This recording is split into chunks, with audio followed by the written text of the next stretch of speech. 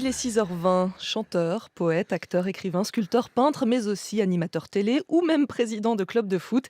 C'est peu dire que Francis Lalanne est un touche-à-tout, un artiste qui depuis une dizaine d'années goûte également à la vie politique. Bonjour Francis Lalanne. Bonjour mademoiselle. Vous avez déjà été plusieurs fois candidat à différentes élections, municipales ou législatives. Aujourd'hui, vous briguez un mandat européen à la tête d'une liste qui s'appelle Alliance jaune, la révolte par le vote.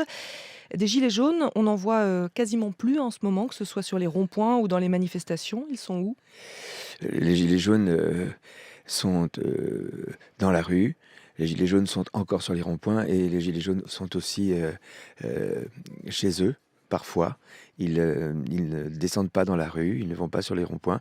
Je pense que Mais la colère est toujours là. elle est toujours là, je crois. Vous savez qu'il y a eu une violence policière, je devrais dire d'ailleurs gouvernementale, qui a été commise à dessein sur les populations. Je crois aussi pour dissuader les personnes qui voudraient descendre dans la rue de descendre dans la rue. Et il y a des gens qui sont de tout leur cœur avec les gilets jaunes, mais qui n'ont pas forcément envie de risquer de prendre une balle de LBD dans la figure ou se faire arracher la main par une grenade de désencerclement ou de se prendre un coup de matraque alors qu'ils marchent tranquillement dans la rue. Et toutes ces violences, je pense, sont dissuadées. Et c'était, je crois, le but de ces violences de la part du gouvernement, de dissuader des gens de descendre dans la rue. Mais ils reviendront. Et l'Europe, c'est la bonne échelle pour porter leurs revendications? L'Europe, c'est le bon moment pour commencer à se structurer politiquement, puisque le président de la République, qui ne cesse de dire des méchancetés et de parler de manière méprisante de ce mouvement, prétend que les Gilets jaunes sont incapables de le faire. Vous avez été plusieurs fois, je le disais, candidat à des élections, toujours sous une bannière écologiste. Ça ne vous gêne pas que ce mouvement des Gilets jaunes soit né, qu'il se soit construit contre la création d'une taxe diesel? Non, parce que je suis personnellement, en tant qu'écologiste, contre toutes les formes d'écologie répressive sur la personne du particulier. Je suis pour que justement, on taxe les gros pollueurs, mais à un moment donné, vous savez, quelqu'un qui a besoin d'aller au travail et qui a besoin de sa voiture, lui, si la voiture, elle marche à l'énergie solaire, hein, il vous fera pas un procès. Le problème, c'est que les gens, on leur met à disposition des moyens pour se déplacer et on n'a pas d'autres. Et tant qu'il n'y en a pas d'autres, ils sont obligés de les utiliser. Donc si en plus, il faut les taxer, s'il faut les punir parce qu'ils utilisent les moyens qu'on leur met à leur disposition, je trouve que c'est la double peine, c'est trop. Donc quand vous dites taxer les gros pollueurs, vous visez qui? Oh, par exemple, on vise par exemple les avions, les bateaux, Le kérosène lourd? le kérosène et le fioul lourd, oui, qui ne sont pas taxés. Ça, c'est des gros pollueurs. Et puis, ceux aussi qui refusent de respecter les quotas de carbone au niveau des pollutions dans les grosses entreprises. Dans les propositions que défend votre liste, Alliance jaune, j'ai vu que vous écrivez que votre toute première action sera de déposer une motion de censure à l'encontre de la Commission européenne et de son président.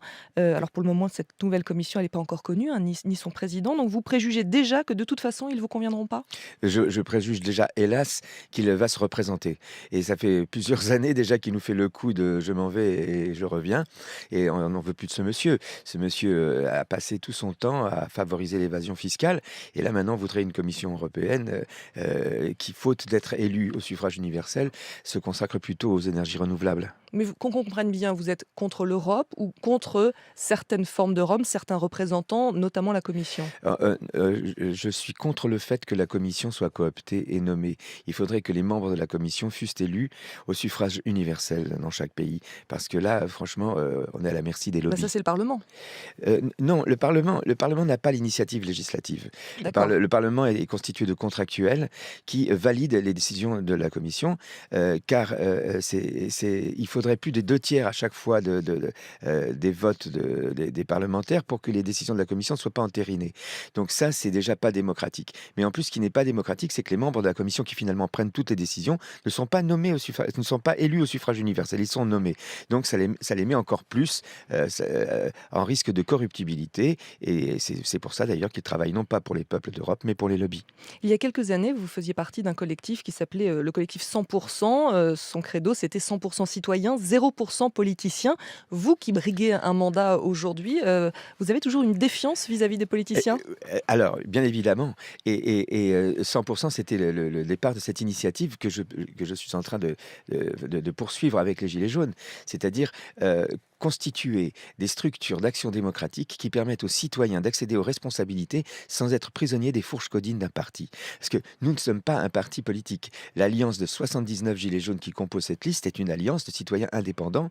Nous ne sommes pas un parti politique. Et ce mouvement qui est transpolitique, puisque à l'intérieur de cette liste, nous venons d'horizons politiques différents, il est apartisan, il est contre le principe des partis politiques. Et c'est pour ça que nous avons constitué cette liste. C'est pour que les gens qui veulent voter contre le gouvernement, contre le système, sanctionner le gouvernement actuel, sanctionner le système, puissent le faire aujourd'hui sans être obligés de voter pour Marine Le Pen.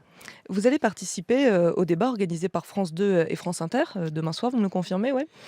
C'est demain soir? Ouais, mercredi soir. Alors si c'est demain soir ou si c'est mercredi soir, j'y serai, oui. Alors, Benoît Hamon, lui, a annoncé d'ores et déjà qu'il allait le boycotter et parmi les explications, il dit notamment: «Si c'est pour débattre avec Francis Lalanne, franchement, non merci». J'ai rencontré Benoît Hamon hier dans un autre débat. Il est venu s'excuser auprès de moi en me disant qu'il n'avait jamais dit ça et qu'il regrettait que le journaliste ait compris cela. Et ça Donc m'étonne pas l'affaire est de réglée. ça m'étonne pas de Benoît Hamon, qui est un garçon tout à fait honnête et respectueux. Francis Lalanne, il faut de l'argent pour mener une campagne électorale. Est-ce que vous avez réussi à imprimer des bulletins de vote ou est-ce qu'il faudra que vos électeurs en impriment en allant Alors, dans les bureaux? nous avons réussi à financer la présence des bulletins de vote dans les bureaux de poste. Pardonnez-moi, Dans les bureaux dans de les vote. bureaux de vote, voilà. Mais c'est quand même comme une lettre que postent les lecteurs, ce bulletin qu'on met dans l'urne. Voilà. Est-ce que c'est un atout dans une campagne électorale d'être un artiste dans le sens où vous avez l'habitude du contact avec les gens, vous essayez de les faire adhérer à un projet, hein, que ce soit pour un disque, là c'est pour un programme. Comment vous la vivez cette campagne? Forcément mal. Moi, j'ai une relation merveilleuse avec mon public depuis toujours et je continuerai à l'avoir quoi qu'il arrive. Mais c'est sûr que lorsqu'on est artiste, bah, on n'a que des amis. Dès qu'on rentre en politique et qu'on se bat pour des idées, c'est clivant et forcément, il y a même des gens qui aiment bien mes chansons et qui tout d'un coup, comme ils n'ont pas mes idées, ils risquent de me rejeter. C'est un risque personnel que je prends en mettant ma notoriété au service de cette noble cause. Mais je crois que dans la vie, il faut savoir prendre des risques. Nos parents, nos grands-parents ont versé leur sang, ont donné leur vie pour que nous ayons des libertés. Et je pense que voilà, il faut à un moment donné dans sa vie, on n'est pas là que pour recevoir, on est là aussi pour donner. Donc ça veut dire que vous reprendrez votre guitare après cette campagne? Ah, mais je n'ai posé ma guitare que pour me consacrer à cette campagne. Je n'ai jamais dit que je renonçais à faire mon métier. Et d'ailleurs, quand je fais de la politique, je ne fais pas un métier. C'est un engagement qui, pour moi, relève de celui qu'on a lorsque on se consacre à une association pour le bien d'autrui, pour améliorer la vie du monde. Donc vous visez les municipales après ou pas du tout? Je suis en train de travailler à la constitution et à la pérennité de ce DAD, de ce dispositif d'action démocratique, qui n'est pas un parti politique, pour que ces citoyens qui se rassemblent en ce moment autour d'un projet politique puissent continuer à le faire, bien évidemment, aux municipales et à toutes les élections qui se présenteront jusqu'à la dernière. Merci beaucoup Francis Lalanne, tête de liste Alliance Jaune, la révolte par le vote aux élections européennes. Vous étiez l'invité du 5-7 ce matin. Et je vous en remercie.